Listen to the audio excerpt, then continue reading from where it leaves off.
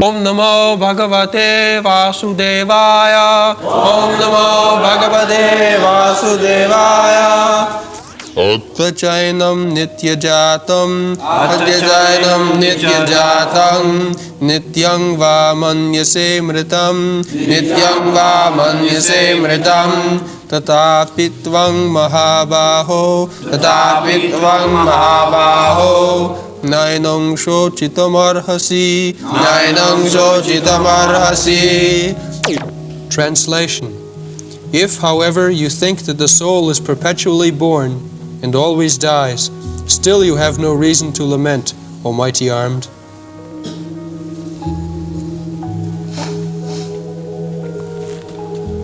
atha cainam nitya-jatam nityam va manyase mrtam tathapi tvam maha-baho nainam socitum arhasi.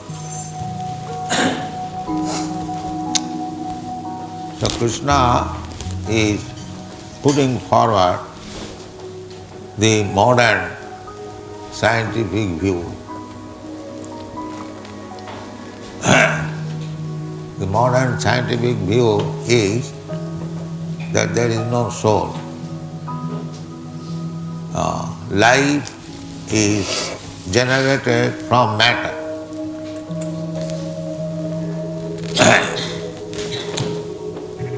By combination of material elements, just like chemical combination, you mix acid and soda, alkali and acid,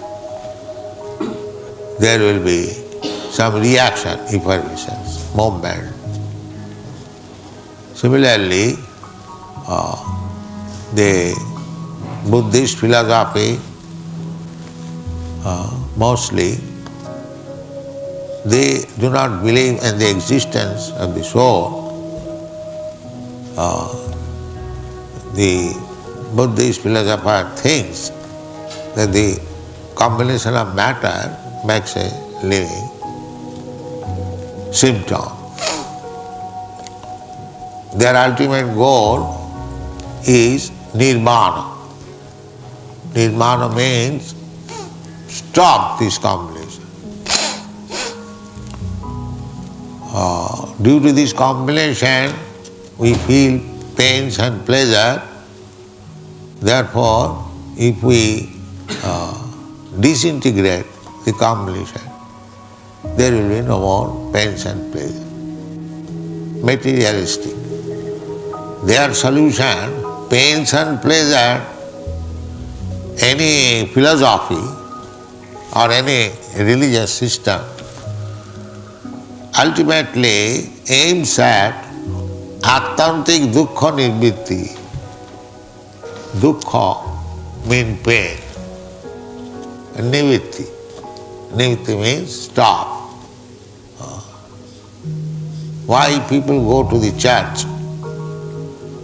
Because they feel some pain, they go to church or temple to appeal. If there is somebody as God, they think like that. Let me appeal to the Supreme Person so that my distress may be mitigated. Aim is atmantik dukkha nivritti. We are also cultivating this Krishna consciousness. Our aim is also the same. Dukkha nivritti. Krishna says, janma mrityu jara vyadi dukkha doshanudarsanam. We keep always in view that in this material existence there are four kinds of miserable conditions primarily, and to stop this dukkhalayam sasatam, everyone's aim is dukkha nivritti. It may be presented in a different way. So The Buddha philosophy is also dukkha nivritti. Stop pains. Anandamaya abhyasa, we are, by nature, we want blissfulness. But we do not know how to become actually happy and blissful. That is ignorance.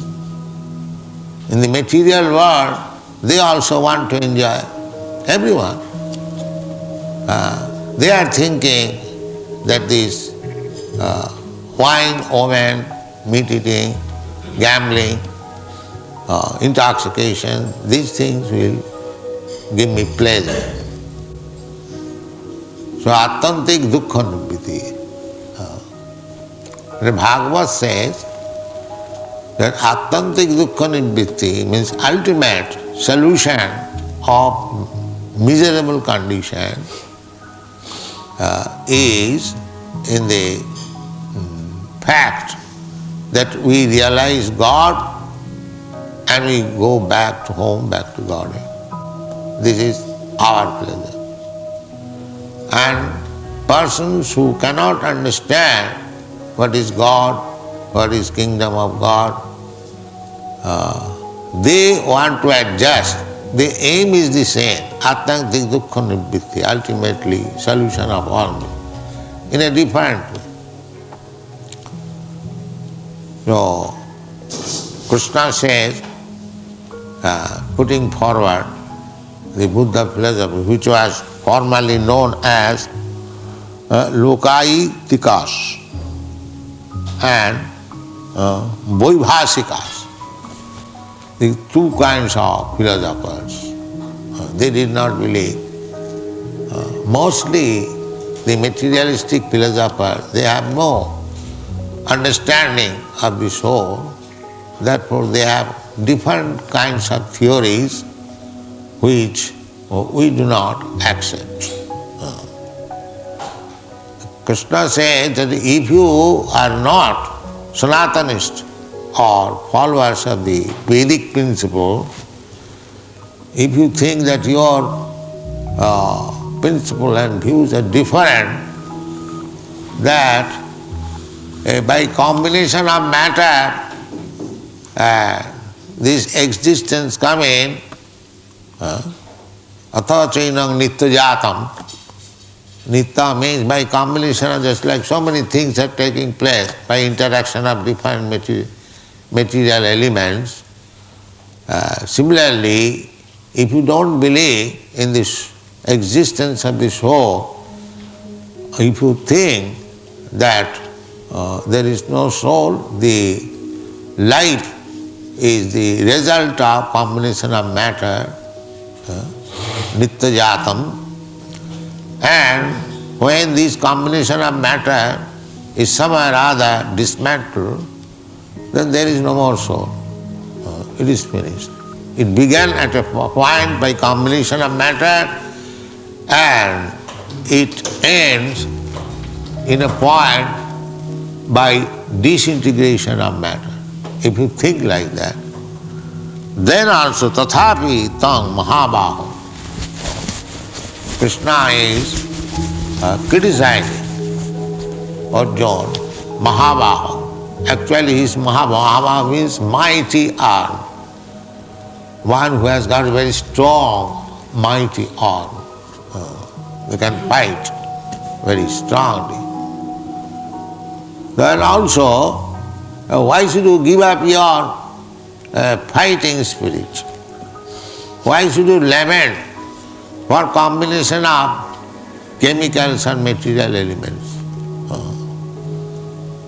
Suppose this house is a combination of material elements. So, somehow or other, if it is dismantled, who laments for it? No sane man will lament. Similarly, if you have no idea of the existence of soul, then also you do not require to lament. Tathapi tvam maha-baho nainam socitum arhasi. Next verse. Jatasya hi dhruvo mrityo, jatasya hi dhruvo mrityo, dhruvang janma mritasya cha, dhruvang janma mritasya cha, tasmada pariharyete, tasmada pariharyete, natvang shochitum arhasi, natvang shochitum arhasi. For one who has taken his birth, death is certain, and for one who is dead, birth is certain. Therefore, in the unavoidable discharge of your duty, you should not lament. This is karma-bhav. In the previous verse, Krishna tried to explain Buddha-bhav, Nastika-bhav, atheism. Atheist means one who does not believe in the soul and God. These are correlative terms. If you understand what is soul, then you can understand what is God. If you understand what is God, then you can understand what is soul. But those who are agnostic, atheists, they neither believe in God nor in the soul. So, combination of matter, here Krishna says in a different way that combination of matter is taking place and again it is being dismantled. That is going on. Either there is soul or not soul, just like Darwin's theory, evolution of material body. So that is going on. One body is created and the same body again annihilated, another body created, another body, the same body, and it is going on. So where is the cause of lament? You cannot stop. You cannot stop this process. Jatasya hi dhruvo mrityu dhruvang janma mritasya cha tasmad apari harje arthe. Duty. The same thing is going on. Duty is very important thing. Krishna is stressing on it. One cannot stop his duty. Then he becomes sinful. That is karma-bhav. Just like so many people, they argue that if we discharge our duties nicely, then where is the need of accepting God? The karma-bhav philosophy is that if there is God, then He is giving us the result of our activities. As if I do nicely, then He gives me nice opportunity. And if I do not do things very nicely, I am put into suffering. So there is a karma phal data decides, there is a high court judge. He is giving judgment according to the case, different cases. Similarly, our goodness or badness will be decided according to our karma. That is also fact. Then what is the use of accepting one God? If I do my duties very nicely, then He must give me nice result. Why shall I worship Him? Why shall I become a devotee of God? It is His duty. This is karma. Everyone is trying to avoid the principle of devotional service.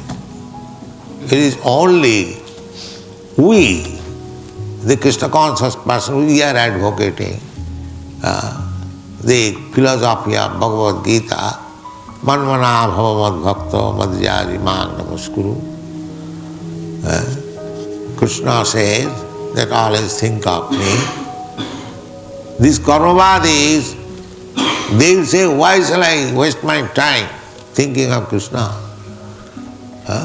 If I do my duty nicely, then I will get good result. Why shall I be devotee of Krishna? This is their argument. One Arya Samaji postmaster, long ago, not very long ago, 1956, 1956, in Delhi at that time I was publishing this Back to Godhead.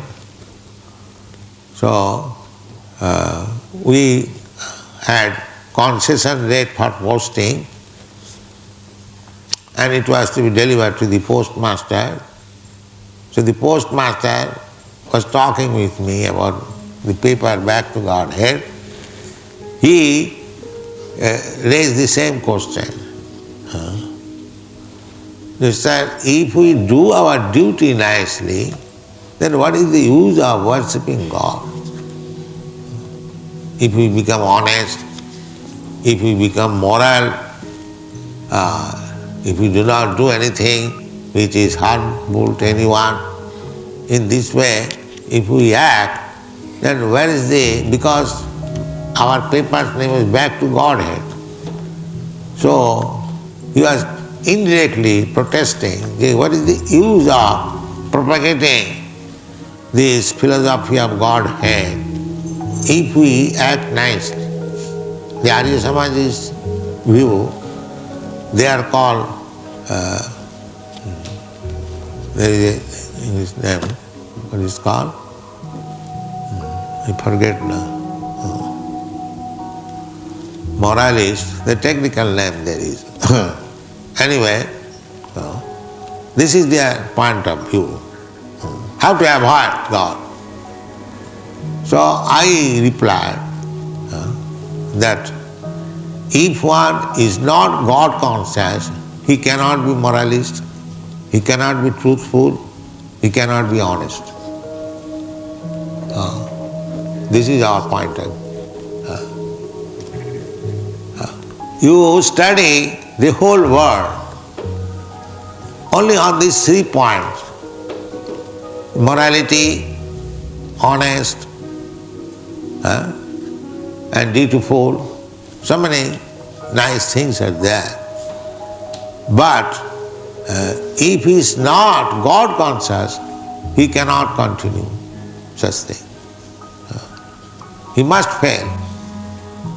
Even there are so many instances, even amongst the devotees, because this material world is made so that you cannot continue this principle perpetually. That is explained in the Bhagavad Gita, you will find. Because the 3 modes of material nature is working, even if you are on the platform of goodness, the other modes of material nature will try to attack you. And your goodness, morality, honesty, this thing will be polluted by the onslaught of the other 2 inferior modes of nature. Therefore sometimes we find that a very nice man committing some sinful activities. So the decision of the Srimad Bhagavatam is harava bhaktasya kuto mahad guna. Mahad guna, we can find it easily, just like we say that no illicit sex, no meat eating. We consider this is sinful. But there are others, big leaders, politicians, philosophers, even religious priests, they do not think that this is immoral or this is sinful. Meat eating is sinful. Wow, what is the sin there?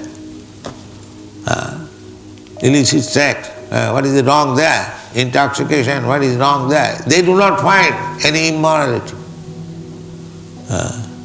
So this standard of morality, there cannot be fixed up if one is not God conscious. There cannot. Standard of morality, standard of goodness, cannot. That is the decision of this Srimad Bhagavad. Rama bhaktasya kuto mahadguna. Lack of Krishna consciousness. They think that animal has no soul. They do not accept this morality that animal cannot be killed. It is sinful, it is immoral.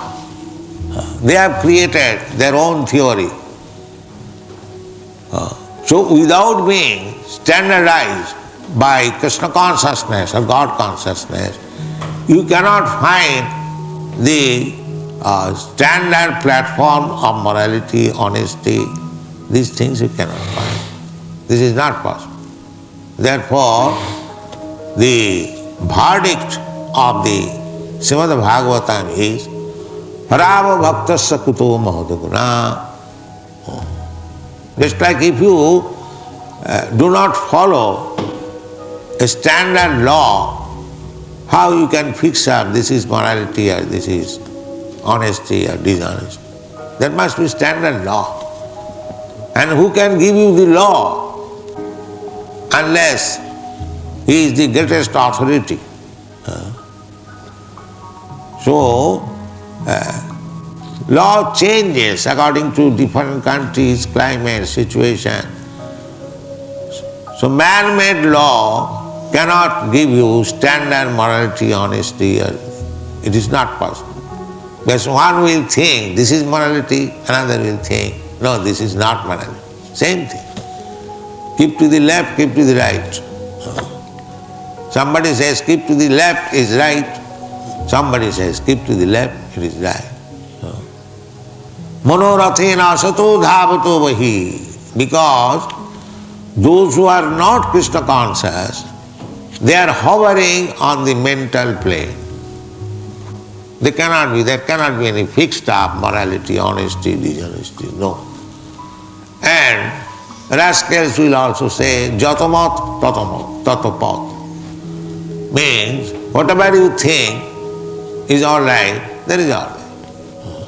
According to you, your conception, this is right, and according to my conception, both of them are right. How both of them can be right? So these contradictions, opposing elements, will continue unless there is Krishna consciousness. So this is not a fact that the karmavadis, simply by discharging your duties nicely, this is on principle it is all right. But we must know what is actual morality. There are so many examples. Just like when there is war, to kill the enemies, that is morality. But in peaceful condition, if you kill a person, that is immorality or sinful. The process is the same. Morality or immorality, the process is the same. But sometimes it is moral, sometimes it is immoral. How it will be standardized? Therefore Bhagavad says, dharmantu sakshat bhagavat pranitam. Real dharma, real religion, morality, honesty, they can be decided on the words of the Supreme Lord. That is it. When Krishna says, this is all right, then it is all right. When Krishna says it is not right, then it is not right. This is our decision. We Krishna conscious man, we simply accept, and that is a fact. That is a fact in this way because Krishna is the greatest authority, supreme being. Supreme means the greatest authority. Just like state says, now it is what time? If you kill a number of enemies, then you will be awarded with gold medal. The same process of killing. But at this and another time, when there is no war, if you kill one person, you will be hanged. The killing process is the same, but the judgment is given by the greatest authority, the government. This is all right, this is not right. Therefore, standard of morality means to abide by the orders of the greatest authority. That is standard. This is the conclusion. You cannot make your own morality. When Krishna says this is all right, then it is all right. Otherwise it is not. Krishna says, patram puspam phalam toyam jomi bhaktya prajachyati. If somebody offers me vegetables, leaves, grains, milk, water, flowers, then I accept. So this is nice food stuff. It is to be accepted because Krishna likes to eat this. Krishna can eat anything because he is the supreme. He is omnipotent. He can eat anything. But he particularly mentions this. Therefore, food stuff made of these ingredients is nice, sattvic, goodness. So the karma bhav, that you follow morality, you will get good result. But where is your morality? Because you are disobedient to God. In the beginning of your life, you are immoral. You are disobeying the greatest authority. There is another example, a story, that a gang of thieves, they stolen some property from different houses, then out of the village they are dividing amongst themselves the booties. So one thief is saying, please divide it morally, so that one may not be cheated. Now just imagine, the property is stolen, where is the morality? There. But when dividing, they are thinking of morality. The basic principle is immoral. Where you can have morality? Similarly, according to Vedic injunction, Ishavassamidam Sarvam, everything belongs to the Supreme Personality of Godhead. It is His property. So, the whole planet is God's property. Whole universe is God's property. But when you are claiming that this is my property, then where is morality? If you claim others' property as your property, then where is the morality?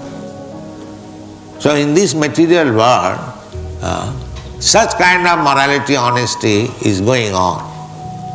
But our morality is, if Krishna is satisfied, then it is honesty, morality, everything.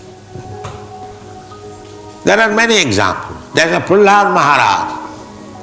Prahlad Maharaj is standing and his father is being killed by Nrsimhadev in his presence.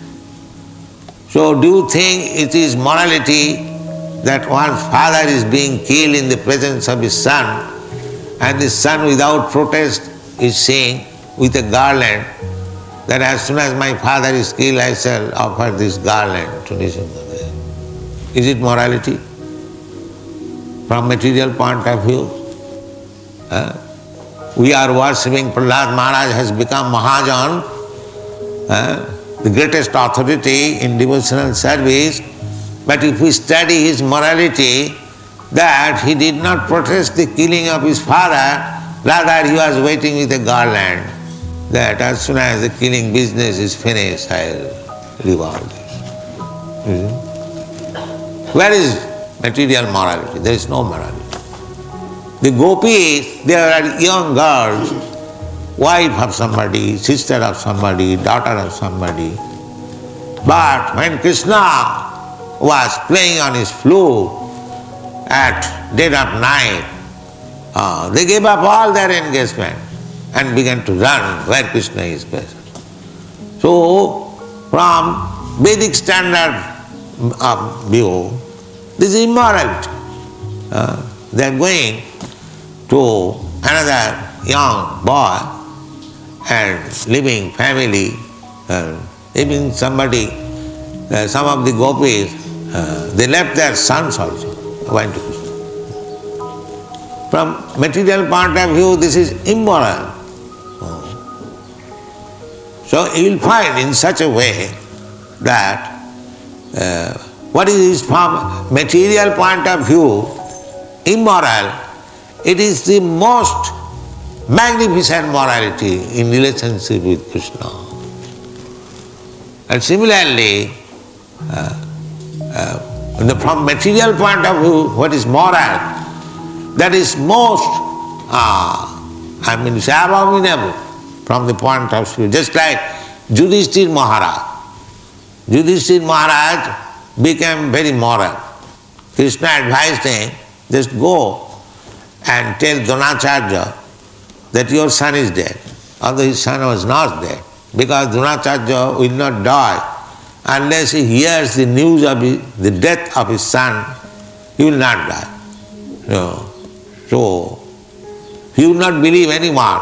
But Yudhishthira Maharaj is famous, very moral. So Krishna asked him that you go, otherwise he will not believe anyone. So Yudhishthira Maharaj hesitated. How can I say lies? So for this, he had to see hell. It became immoral. Man nimitte kritam papam punna eva kalpati. So our standard of morality and immorality is to see whether Krishna is satisfied. If Krishna is satisfied, then it is morality.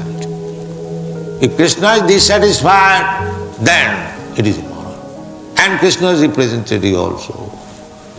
Therefore it is said, Jasya prasadat bhagavat prasad. Jasya prasadat nagati kutu. Our morality is to satisfy Krishna or his representative, Guru. Jasya prasad. If he is satisfied, then it is moral. If he is not satisfied, then it is immoral. Nagati kutu. So,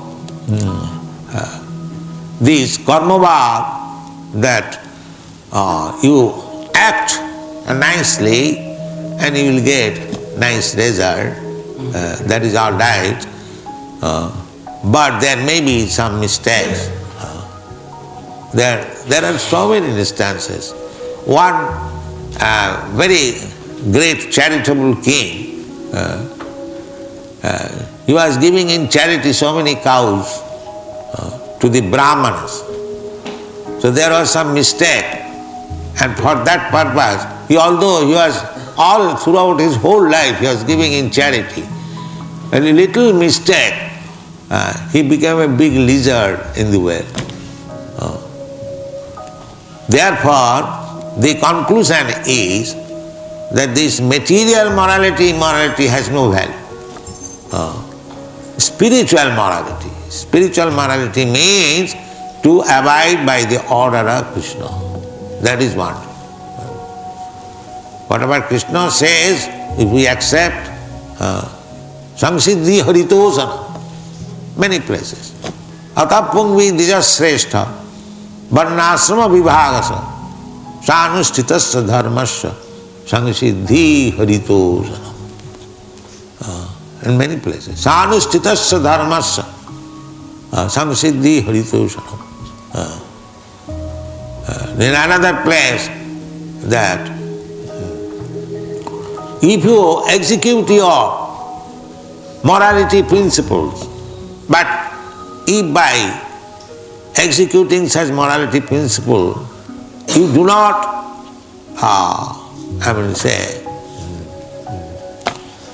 awaken your Krishna consciousness, it is simply waste of time. Wherever you go, the Bhagavad conclusion, Rama bhaktasya kuto mahadguna, we have to keep in point of view that to become, Krishna also says in the Bhagavad Gita, Opiche suduracharo bhajate mam anannabha sadhureva samanta. Even one is found sudurachara, not very strictly following moral principles, but he is a unflinching devotee of Krishna. He is sadhu. These things are there. Therefore, the point should be that we should not accept this karma-bad or the Buddha-bad or maya-bad. There are so many bad. We shall simply take Krishna-bad. Simply accept Krishna. And whatever he orders, whatever he likes, for his satisfaction, we shall do anything and everything. That is our morality. Thank you very much.